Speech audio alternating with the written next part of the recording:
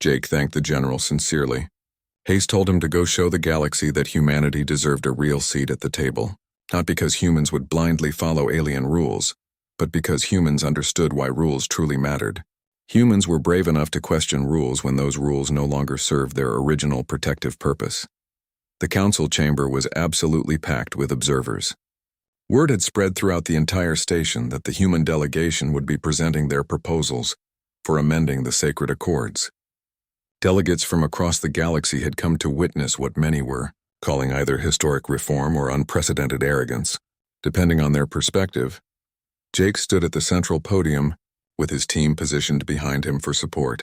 General Hayes had wanted to come personally, but they had all agreed that Jake should be the one to present. He had started this whole situation and he would be the one to finish it. The chief arbiter called the session to order, and the massive chamber fell completely silent. He said Commander Morrison had been granted this opportunity to present findings and proposals. He would have 2 standard hours to make his case. The arbiter told him to begin. Jake took a deep breath and activated the holographic display system. The full text of the Sacred Accords appeared floating majestically above the chamber floor where everyone could see. He began by addressing the delegates respectfully. He said he stood before them today not to tear down the Sacred Accords but to help the rules fulfill their original purpose more effectively. Over the past cycle, Earth's finest minds had studied these documents with the respect and careful attention they truly deserved. They had found the Accords to be a remarkable achievement and a testament to the wisdom of the species, who had crafted them 6,000 years. Ego Jake noticed some of the more hostile delegates, relaxing slightly in their seats. Starting with respect and acknowledgement was working. He continued by saying they had also found something that many delegates might have forgotten over the long centuries. The holographic display changed to show the ancient document that Sarah Lynn had discovered. He explained these were the actual words of the original, framers written in a preamble that had somehow been lost in later versions. Jake read the crucial passage aloud and let the words sink into the minds of everyone listening. The framers had expected evolution of the rules. They had built flexibility into the very foundation of the Accords because they understood that warfare and technology and civilization would inevitably change over time. They had trusted future generations to have the wisdom needed to adapt the rules appropriately. Surprised murmurs rippled through the chamber like waves.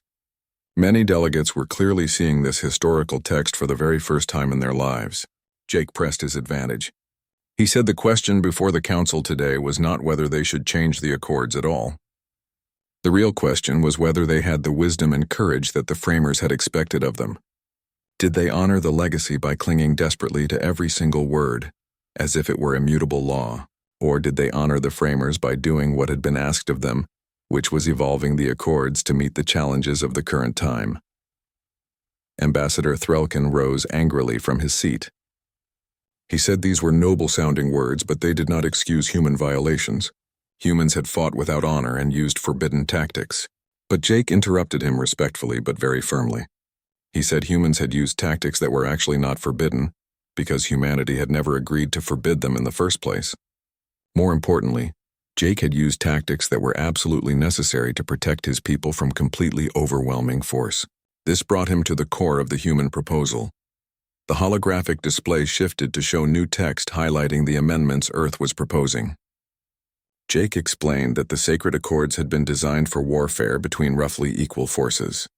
The rules assumed both sides had similar technology and similar numbers and similar overall capabilities.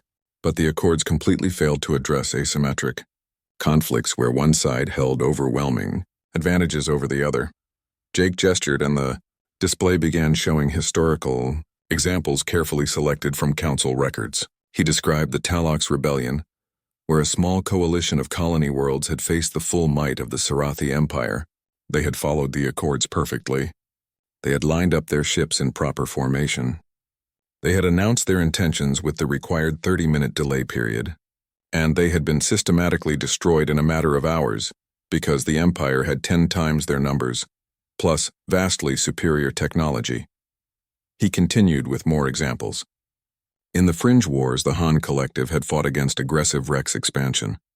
They had adhered strictly to every single rule in the Accords, and they had lost system after system because the Vrex had developed new weapons that technically complied with the letter of the Accords but rendered all traditional defenses completely useless. Jake said that time and again throughout galactic history. They could see examples of forces that followed all the rules perfectly and died anyway, not because the Accords themselves were fundamentally bad, but because the rules were incomplete. They simply did not account for situations where following the rules was basically the same as committing suicide. The Tyrellian ambassador spoke up asking if humans were proposing to abandon the concept of honor entirely in such desperate situations. Jake said firmly that absolutely not. He was proposing they define what honor actually meant when facing an overwhelming opponent. The first major amendment would add specific provisions for asymmetric warfare.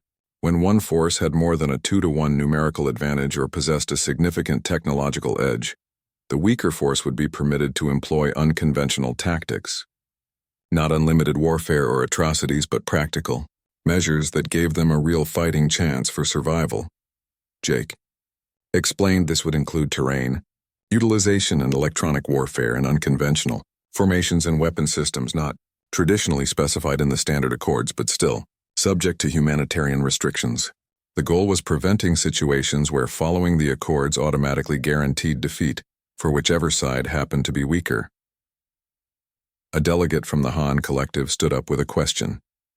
He asked who would determine when these special provisions would apply. Any force facing a stronger opponent could potentially claim exemption from the normal rules. Jake said they had anticipated this exact concern. The proposal included very specific metrics for measurement. Ship counts and weapons yields and shield capacities could all be objectively verified by neutral council observers. If a force qualified as significantly disadvantaged based on the metrics, they would be permitted to use asymmetric tactics.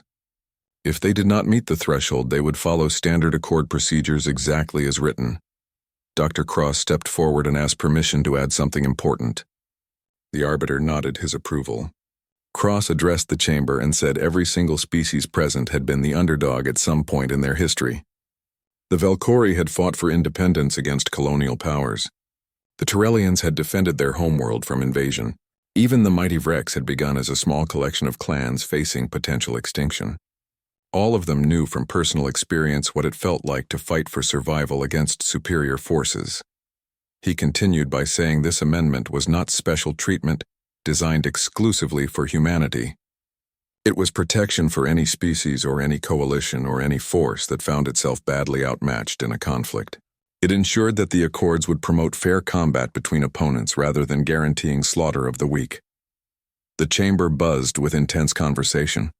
Jake could see delegates turning to one another and debating in low voices throughout the room. This was the critical moment. Either they would see the logic, or they would reject it completely out of hand. General Hayes said firmly that absolutely not. They would not throw out the entire document. That approach would be rejected immediately, and would probably start a war. They needed to be surgical and precise in their approach. They would identify the sections that were most problematic and propose specific amendments with solid reasoning for each change they suggested. Admiral Bennett said the reasoning part was actually easy. The hard part would be convincing species who had built their entire military doctrine around these rules that change was truly necessary. Dr. Nathan Cross, who had joined the review team after returning from the council station, leaned forward in his chair. He said they needed to frame this correctly. It should not be presented as humanity wants special treatment. Instead, it should be framed as the galaxy's security architecture needs modernization to address current realities. They should show the Council that the Accords had significant gaps that clever adversaries could exploit. They needed to make it about protecting everyone, not just protecting humans. General Hayes agreed this was good thinking. She asked what other approaches they should consider. A young lieutenant named Danny Wright spoke up hesitantly. He was a tactical analyst who had distinguished himself during the Kepler Station battle. He suggested approaching this from a completely different angle. Instead of attacking the Accords directly, what if they proposed a parallel framework? They could create rules specifically for asymmetric conflicts where one side had a significant technological advantage or numerical superiority. The entire room fell silent as everyone considered this new perspective. General Hayes told him to continue explaining his idea. Danny gained confidence as he spoke. He said the Sacred Accords assumed rough parity between combatants fighting each other. Both sides were supposed to have similar technology, and similar numbers and similar capabilities. That was why formation combat made logical sense. It was predictable and orderly, but what happened when a small technologically inferior force faced a larger, more advanced enemy? The Accords basically guaranteed the destruction of the weaker force. Jake added that this was exactly what happened to humans at Kepler Station. The Vrex had 3 times as many ships plus better shields and more powerful weapons. If humans had fought strictly according to the Accords, they would have been completely wiped out in the first hour of combat. Danny continued building on his idea. He said they could propose a new amendment. When facing a force with more than a 2-to-1 numerical advantage or a significant technological advantage, the weaker force should be permitted to employ alternative tactics. These would include but not be limited to terrain utilization and electronic warfare and unconventional weapon systems and tactical maneuvers not specified in the standard formations. Dr. Green nodded slowly as she processed this approach. She said it was actually quite clever. They were not saying the Accords were fundamentally wrong. They were saying the Accords were incomplete. The rules covered conventional warfare between equals, but they did not adequately address asymmetric conflicts between mismatched opponents. Dr. Cross added that every species in the Council had been the weaker force at some point in their long history. This was not just about protecting humanity going forward. It was about protecting anyone who might face superior numbers or more advanced technology in future conflicts. General Hayes smiled for the first time in days. She told Lieutenant Wright that he had just earned himself a promotion. That was exactly the kind of creative thinking they desperately needed for this project. The team spent the next full week refining the proposal into something coherent. They identified 3 major areas that needed amendments. First was asymmetric warfare provisions to protect weaker forces. Second was updated definitions of acceptable weapons technologies based on modern science. Third was revised engagement protocols that accounted for current sensor and communication capabilities that had not existed when the original rules were written. Each proposed amendment was carefully worded to respect the spirit and intent of the original Accords while acknowledging the realities of modern warfare. The team included historical examples pulled from Council records. These examples showed specific instances where the Accords had failed to prevent suffering or had inadvertently given advantages to aggressive species, but the real breakthrough in their work came when Sarah Lynn discovered something extraordinary in the oldest archives. She called everyone over to her workstation excitedly. She explained these were the original drafts of the sacred Accords from 6,000 years ago before the rules were finalized into their current form. On her screen was a document, written in an ancient galactic script, but the translation software made the meaning perfectly clear. Jake read aloud from the screen. The text said these provisions were intended to prevent the complete destruction of civilizations through unlimited warfare. They were not meant to be immutable, unchangeable laws, but rather guidelines that should evolve with changing circumstances and technologies. Future generations must have the wisdom to revise these Accords as needed to serve their original protective purpose. Dr. Cross let out a low whistle of surprise. He said the original framers had actually expected the Accords to change and evolve over time. They had built in the assumption that adaptation would be necessary. Sarah said that somewhere along the way over thousands of years, that understanding got lost. The Accords became sacred and untouchable. Everyone forgot they were meant to be living documents that could grow and change. General Hayes said with conviction that this changed everything about their approach. They were not attacking ancient tradition. They were actually honoring the original intent of the framers. They were doing exactly what those wise beings had wanted future generations to do. Jake felt a surge of real excitement for the first time. He said they needed to make this discovery the absolute centerpiece of their presentation to the Council. They should show the delegates that humans were not rebels or rule breakers. Humans were actually the ones following the true spirit of the Accords while everyone else had forgotten the original purpose. The team worked around the clock for the remaining weeks of their deadline. They crafted a presentation that was part historical analysis and part tactical treatise, and part philosophical argument about the nature of law and tradition. They brought in Council liaisons to review early drafts. They incorporated constructive feedback from friendly delegations. They rehearsed responses to every possible objection they could imagine. When the standard cycle finally ended and it was time to return to the Council station, Jake felt as prepared as humanly possible. But he also knew that preparation only took you so far. They were about to step into a chamber full of species who had followed these particular rules for longer than human civilization had even existed. The night before they departed for the station, General Hayes pulled Jake aside for a private conversation. She said she wanted him to understand something very important. What he had done at Kepler Station had saved thousands of human lives, and what he was about to do at the Council could shape the future of warfare across the galaxy for centuries to come. But it could also fail spectacularly. The Council might reject everything they had prepared. They might impose sanctions or isolate Earth diplomatically, or even support the Vrex in a new war against humanity. Jake nodded and said he understood all the risks involved. But General Hayes said she was not finished talking.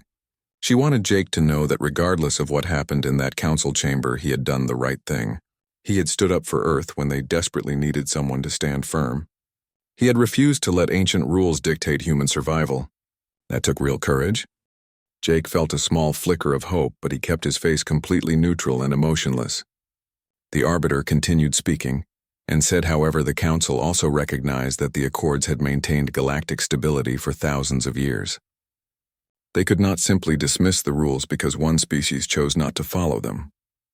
Therefore, the Council was proposing a compromise solution to the problem. Jake said he was listening carefully. The Arbiter explained that Earth would be given one standard cycle to review the Sacred Accords and propose amendments to the rules. These proposals would be presented to a special committee made up of military strategists and diplomats from across the Council.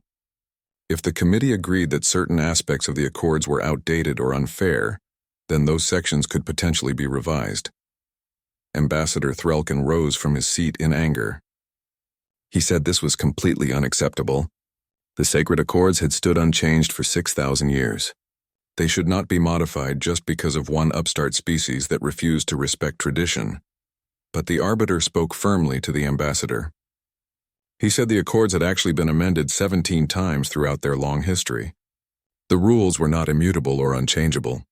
Commander Morrison had raised legitimate concerns about applying rules to a species that was never consulted about them in the first place. The Tyrellian ambassador chimed in with support. The Crystal being said that furthermore the Council must acknowledge that the circumstances which led to the Battle of Kepler Station involved Vrex aggression against a peaceful human colony. The humans had acted in self-defense. To punish them for defending themselves effectively seemed contrary to the spirit of justice that the Council claimed to uphold. Other delegates began voicing their opinions throughout the chamber. Some supported the Arbiter's compromise while others sided with the Vrex position. The debate continued for another full hour, but Jake could sense the momentum was shifting in humanity's favor. The Council was not going to condemn Earth. They were going to study the problem instead. Finally, the Arbiter called for an official vote on the compromise. The results were decisive, even if not completely unanimous. Earth would have its chance to argue for changes to the Sacred Accords. However, the Arbiter added one important condition. During this review period, all hostilities between Earth and the Vrex hegemony must cease completely. Both parties would withdraw to their respective territories and engage in no further military actions. Any violation of this ceasefire would result in severe sanctions from the Council. Jake nodded and said that Earth agreed to the ceasefire terms. Ambassador Threlkin's insect mouth parts clicked in obvious frustration, but the Vrex ambassador had no real choice in the matter. He reluctantly agreed that the hegemony would also honor the ceasefire. The Arbiter announced that the session was now concluded. He said Commander Morrison and his team would work with Council liaisons to begin the review process. The full Council would reconvene in one standard cycle to hear the human proposals. As the chamber slowly emptied, Jake felt the tension finally drain from his shoulders and back. Humans had not won completely, but they had not lost either. They had bought themselves time, and time was something humanity knew how to use effectively. Amy approached Jake with a cautious smile on her face. She said that the outcome was better than she had expected. Jake agreed it was a good start, but he said the hard part was still ahead of them. Now humans had to actually figure out how to change 6,000 years of galactic tradition without starting a massive war. Dr. Cross joined them with a thoughtful expression. He said this situation reminded him of Earth's own history. Every time a new military power emerged on Earth with different tactics, The old guard always resisted change, but eventually adaptation won out over tradition. The question now was whether the council could adapt or whether they would cling desperately to the past. Jake said with more confidence than he actually felt that the council would adapt. He said they had to adapt, because if they did not, then the next species that came along and refused to play by the old rules might not be as interested in compromise as humans were. Captain Ryan stepped closer and lowered his voice. He said they should leave the station soon. Ambassador Threlkin had looked like he wanted to physically tear Jake apart. Jake nodded in agreement. He said they should get back to their ship quickly and send word to Earth. The people back home needed to assemble the best team possible for this review. They would need military historians and strategists and ethicists and diplomats. This was not just about rewriting some rules. They were potentially reshaping the entire future of galactic warfare. The Geneva Strategic Center deep in the Swiss Alps hummed with constant activity. The facility had once been humanity's premier military think tank. Now it was hosting the most important military review in all of human history. General Catherine Hayes stood at the head of a long conference table. Her silver hair was pulled back in a tight bun, and her uniform was perfectly crisp despite the very late hour. Around the table sat 20 of Earth's finest minds in various fields. There were military strategists and historians and ethicists and physicists and diplomats. Behind them, holographic displays showed the complete text of the Sacred Accords with 6,000 years of galactic military tradition laid bare for analysis. General Hayes began speaking, and her voice cut through the murmur of quiet conversation. She said they needed to be very clear about what they were doing.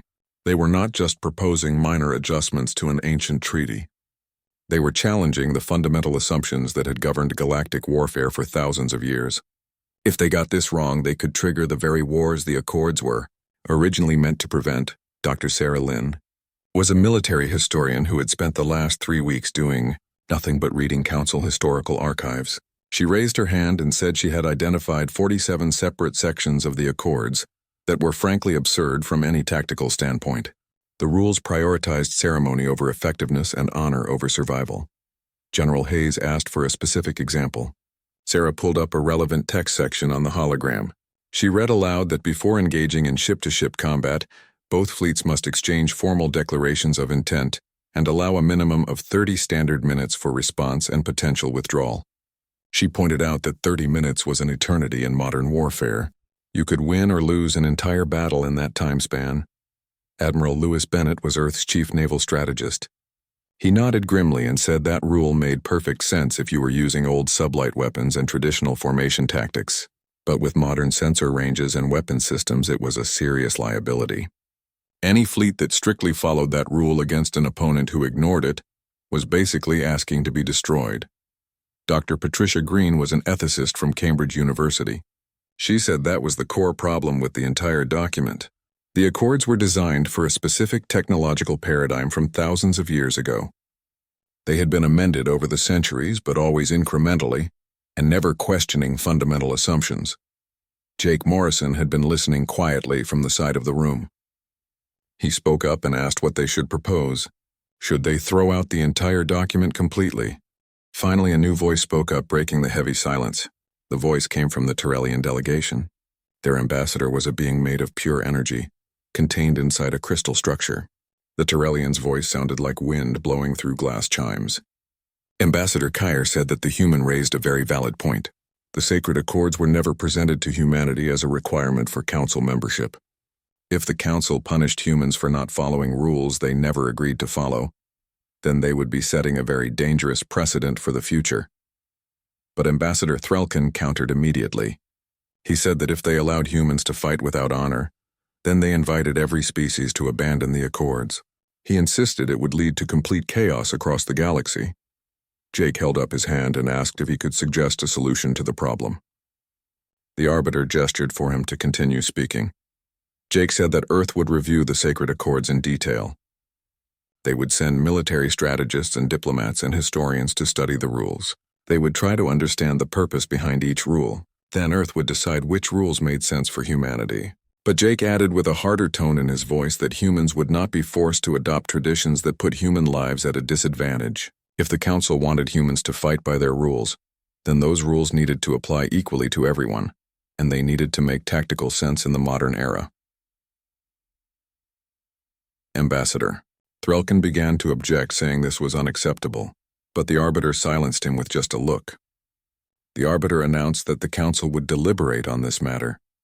He told Jake and the human delegation to wait outside while the Council discussed everything in private.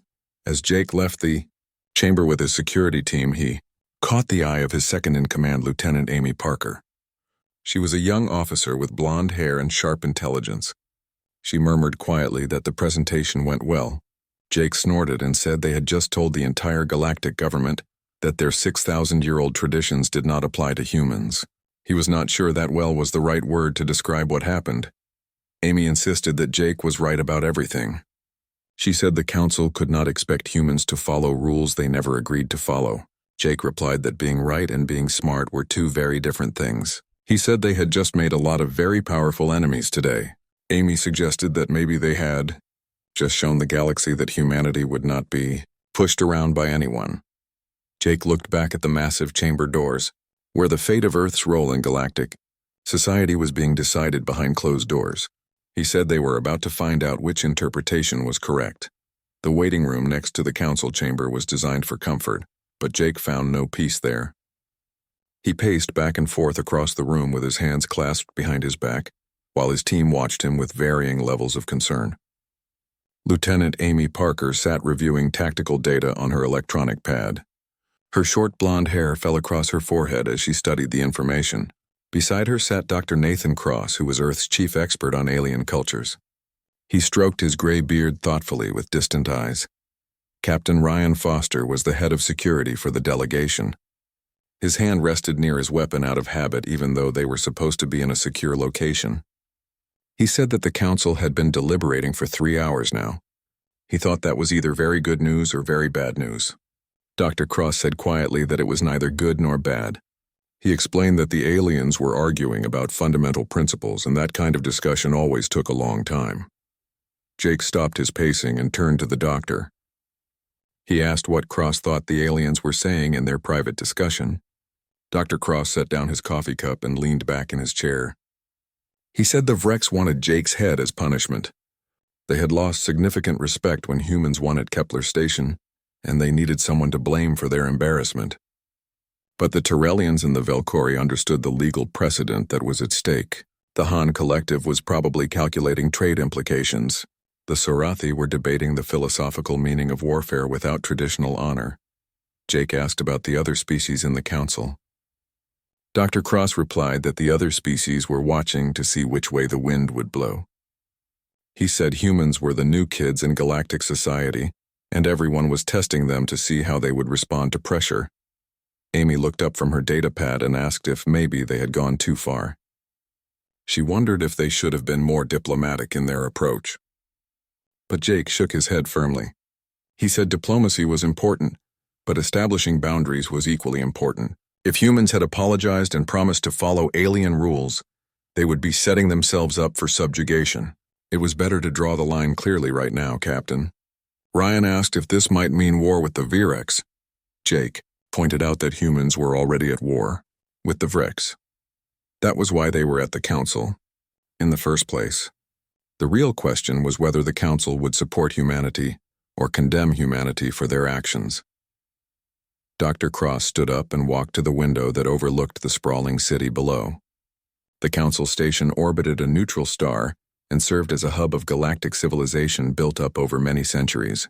Cross said what fascinated him most about this situation was that the sacred accords were not always considered sacred and unchangeable. 6,000 years ago, the rules were actually revolutionary. Species had been fighting total wars back then. They used weapons that permanently scarred entire planets. They employed tactics that left whole sectors of space uninhabitable. The Accords brought order to that chaos. Amy said that now the Accords were outdated, but Dr. Cross corrected her. He said they were not outdated, but rather ritualized. The Accords had become less about preventing destruction and more about maintaining a specific social order. The species that excelled at formation combat maintained their dominance in the galaxy. The ones that had adapted to the Accords centuries ago had built-in institutional advantages. And now humans had arrived who never learned to fight that way because they were not part of the system when it was created. Jake turned this idea over in his mind. He said slowly that humans were not just challenging the rules then. They were challenging the entire power structure of galactic civilization. Dr. Cross nodded and said exactly. He explained that this was why the deliberation was taking so long.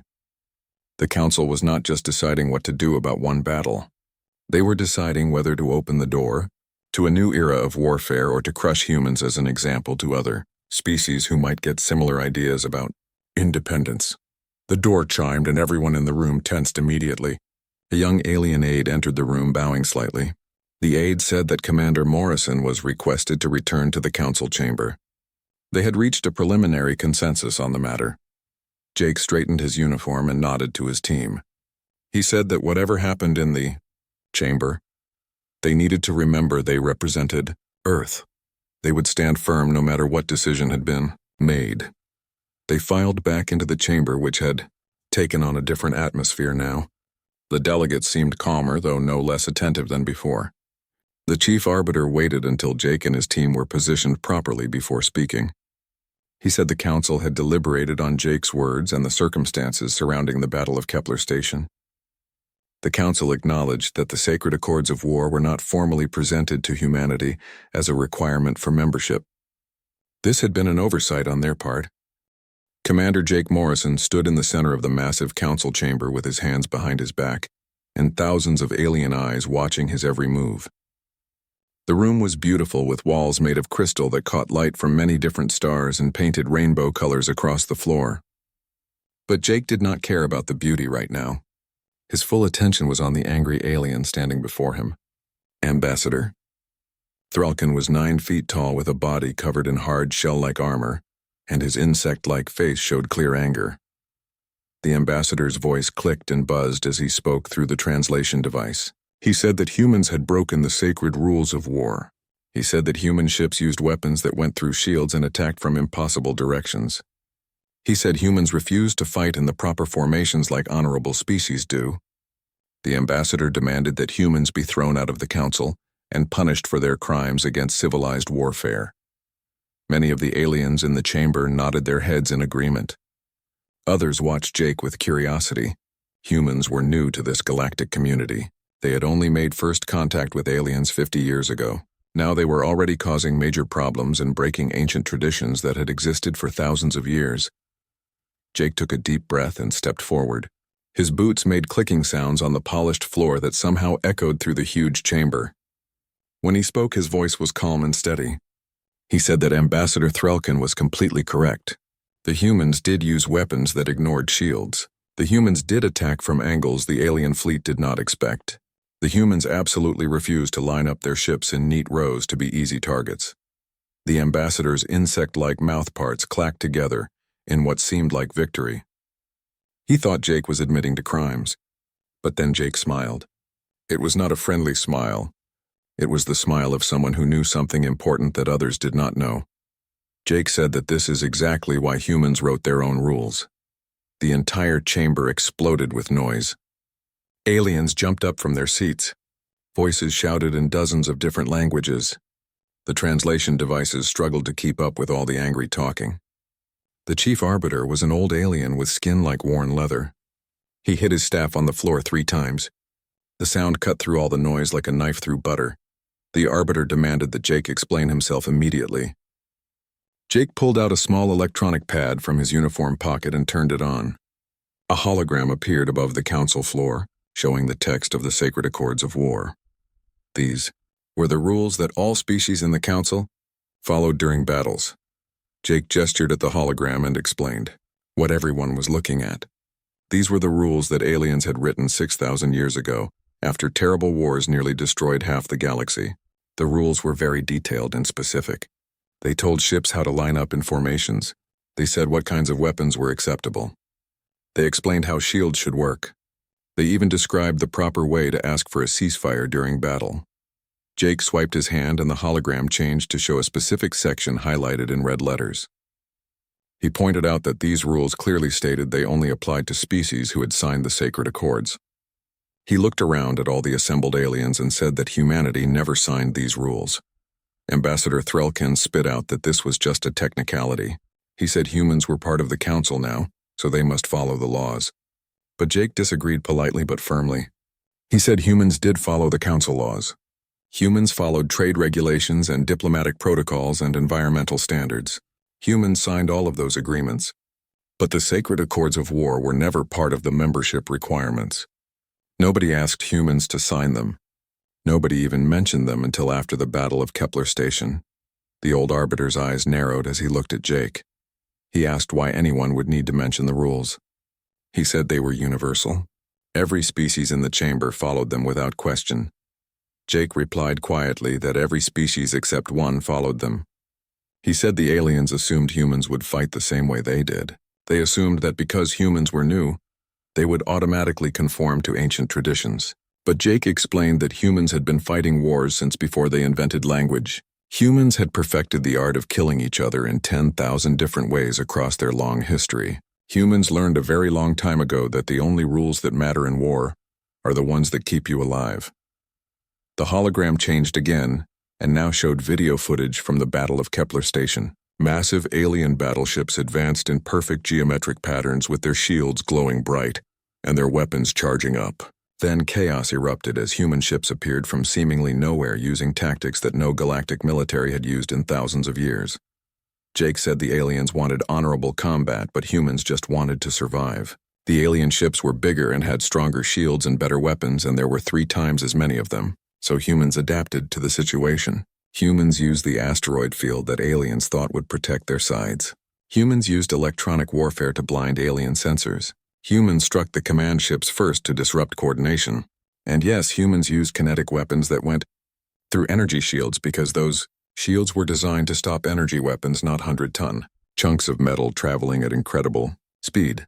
Ambassador Threlkin's shell turned darker, which Jake had learned meant the alien was very upset. The ambassador accused humans of using deception and cowardice instead of honor. Jake replied that he was speaking about victory, not honor. He reminded everyone that the aliens started the fight. The aliens blockaded a peaceful human colony. The aliens cut off supply lines. The aliens fired first when humans tried to negotiate. Every human action was in self-defense. Humans just defended themselves in ways the aliens did not expect. The chief arbiter leaned forward with an expression that was hard to read. He said the council had maintained peace for 3,000 years because of the sacred accords. If every species fought without honor and without rules, they would all descend into chaos and destruction. Jake considered his words carefully before responding. He said that perhaps the council should have thought about that before allowing a member species to be attacked. The aliens broke the peace, not humans. Humans just refused to die according to alien rules that they never agreed to follow. Complete silence fell over the chamber. Jake could feel the weight of thousands of years of history pressing down on him. These ancient civilizations had done things a certain way for so long. They had turned warfare into an elaborate dance with predetermined steps. And here was Jake, a human from a species barely out of its own solar system, telling them their way was not the only way.